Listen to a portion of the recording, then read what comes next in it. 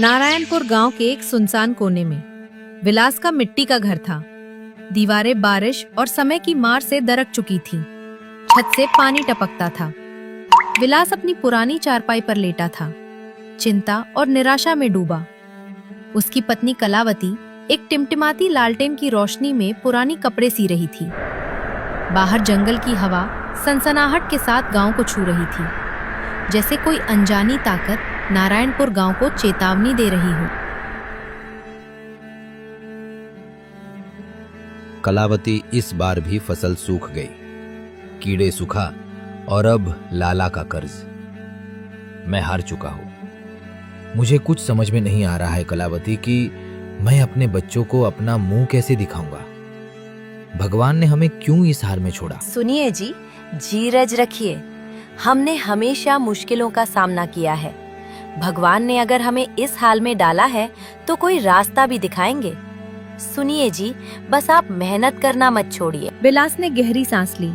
उसका मन बेचैन था। उसकी आंखें छत की ओर थीं, जहां से पानी की बूंदें टपक रही थीं। तभी बाहर से एक ठंडी रहस्यमयी आवाज गूंजी। आवाज इतनी गहरी थी कि विलास का दिल दहल गया। विलास, जंगल की गहराई में मूर्ति तुम्हें बुला रही है। आ, अभी आ। विलास, जंगल की गहराई में मूर्ति तुम्हें बुला रही है, अभी आ। कलावती, तुमने कोई आवाज सुना? मेरा नाम ले रहा है। रात के इस पहर में कौन हो सकता है? सुनिए जी, ये कोई अच्छा संकेत नहीं है। रात के इस वक्त जंगल में कौन बुलाएगा? भूत प्रेत का चक्कर तो नहीं? मत जाना, मैं डर रही हूँ। विलास कलावती की ओर देखा। उसकी आंखों में डर साफ दिख रहा था, लेकिन विलास का मन बेचैन था। गरीबों ने उसे इतना मजबूर कर दिया था कि वो किसी भी उम्मीद को आजमाने को तैयार था। उसने अपनी पुरानी लालटेन उठाई और धोती कस ली। कलावती, अगर ये सचमुच कोई चमत्कार है तो शायद हमारी जिंदगी बदल जाए। मुझे जाना होगा। बच्चों के लिए, तुम्हारे लिए ये जोखिम लेना जरूरी है। सोच लीजिए जी, जंगल में रात को जाना खतरनाक साबित हो सकता है।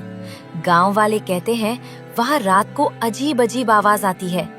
अगर कुछ हो गया आपको तो हम लोग बिखर जाएंगे। कलावती, चिंता मत करो, मुझे कुछ नहीं होगा। अगर मैं नहीं गया तो हमारा भविष्य अंधेरे में डूब जाएगा। बस मेरे लिए दुआ करो। विलास ने लालटेन जलाई और जंगल की ओर चल पड़ा। कलावती दरवाजे पर खड़ी रही, आंखों में आंसू और दिल में डर लिए। बाहर जंगल का सन्नाटा जैसे विलास को निगलने को तैयार था। विलास का दिल जोर जोर से धड़क रहा था। जंगल का अंधेरा और रहस्यमयी आवाज और नारायणपुर गांव के बारे में पुरानी कहानियां सब उसके दिमाग में घूम रहे थे।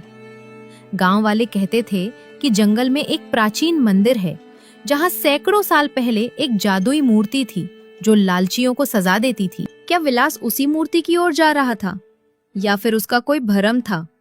जंगल का सन्नाटा विलास को जवाब नहीं दे रहा था। विलास जंगल की घनी राहों से गुजर रहा था। पेड़ों की टहनियों हवा में जैसे कोई फुसफुसा रहा हो। जंगल में एक अजीब सी गंध थी, मिट्टी, सड़ी लकड़ियों और कुछ अनजाने का मिश्रण।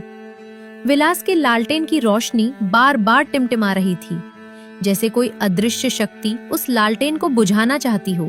ये जंगल इतना खामोश क्यों है? क्या वो आवाज सच थी या मैं पागल हो रहा हूँ? अचानक एक उल्लू की आवाज गूंजी और विलास का दिल धक से धड़कने लगा। उसने देखा दूर एक पेड़ पर दो चमकती आंखें उसे घूर रही थीं।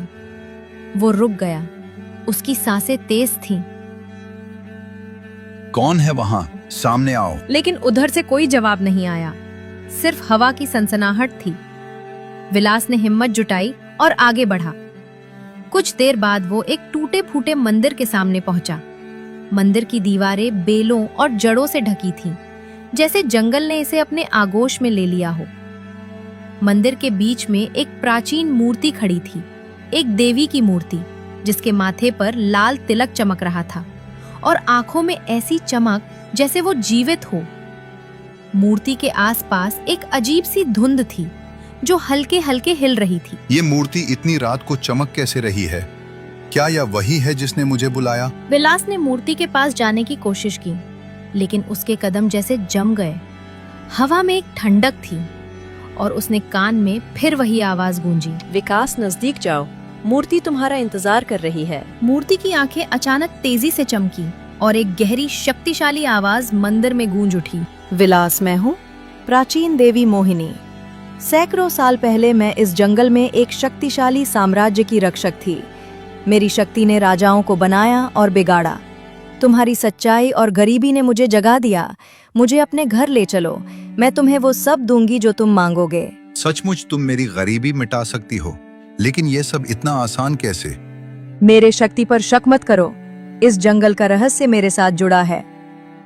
सैकड़ों साल पहले एक लालची राजा ने मेरी शक्ति का दुरुपयोग किया।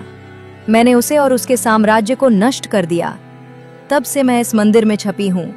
तब से मैं एक सच्चे दिल वाले का इंतजार कर रही हूँ। मेरी एक शर्त है, मेरे बारे में किसी को नहीं बताना। अगर तूने ये राज खोला तो अनर्थ होगा, और हाँ, लालच की कीमत बहुत भारी है। देवी, मैं लालची नहीं हूँ। मैं बस अपने परिवार के लिए 2 वक्त की रोटी चाहता हूँ। विकास ने मूर्ति को सावधानी से उठाया। वो मूर्ति ठंडी थी, लेकिन उसमें एक अजीब सी गर्मी थी। जैसे ही उसने मूर्ति उठाई, जंगल में एक तेज हवा चली और पेड़ों की टहनियां जोर जोर से हिलने लगी। विलास का दिल दहल गया। ये क्या हो रहा है? क्या मैंने कोई गलती तो नहीं कर दी? जंगल में एक और आवाज गूंजी, जैसे कोई हंस रहा हो। विलास ने पीछे मुड़कर देखा, लेकिन वहां कोई नहीं था, सिर्फ अंधेरा और सन्नाटा। विलास मूर्ति को लेकर घर की ओर चल पड़ा। जंगल का रहस्य उसके साथ चल रहा था। नारायणपुर गांव के लोग कहते थे कि इस जंगल में एक प्राचीन साम्राज्य था जो एक रात में गायब हो गया। कुछ कहते थे कि वो साम्राज्य मूर्ति की शक्ति की वजह से नष्ट हुआ। क्या विलास उसी शक्ति को अपने घर ले जा रहा था? जंगल का हर पेड़, हर पत्ता जैसे उसे चेतावनी दे रहा था। विलास ने मूर्ति को घर के एक अंधेरे कोने में छुपा दिया, पुराने कपड़े से ढककर। कलावती ने उसे रात को लौटते देखा, लेकिन विलास ने कुछ नहीं बताया। उसकी आंखों में एक अजीब सी चमक थी जो कलावती को बेचैन कर रही थी। सुबह होते ही गांव का साहूकार लाला विजय प्रसाद अपने 2 गुंडों के साथ विलास के घर आ पहुंचा। सुनिए जी, आप रात को जंगल से कुछ लाए हैं। मैंने देखा है, अपने कंधे पर कुछ रखा था। रात काफी हो गई थी, इसलिए मैं सही से देख नहीं पाई, लेकिन आप कुछ न कुछ जंगल से जरूर लाए हैं। सच बताना, आपने क्या लाया है जंगल से रात को? आपका चेहरा कुछ और बता रहा है। कहीं आप मुझसे कुछ छिपाना तो नहीं चाहते हैं? कुछ नहीं लाया हूँ कलावती, तुमको बहम हो गया होगा। तू खामे खाम चिंता कर रही है। सुनिए जी, आप मुझसे झूठ मत बोलिए। मैं आपकी पत्नी हूँ।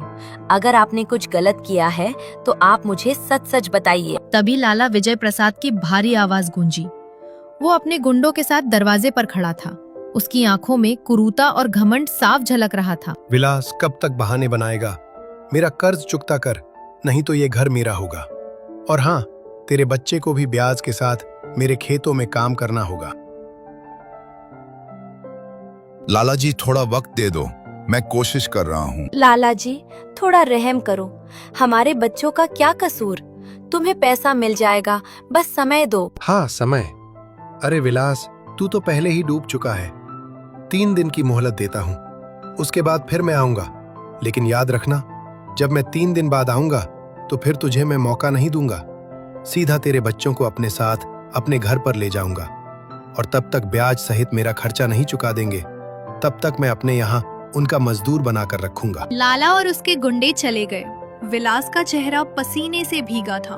वो मूर्ति के पास गया। उसका दिल जोर जोर से धड़क रहा था। हे मूर्ति, अगर तुम में सचमुच में जादू है तो मेरी मदद करो। मुझे लाला का कर्ज चुकाने के लिए पैसे चाहिए। मेरे बच्चों का भविष्य दांव पर है। मूर्ति की आंखें चमकी।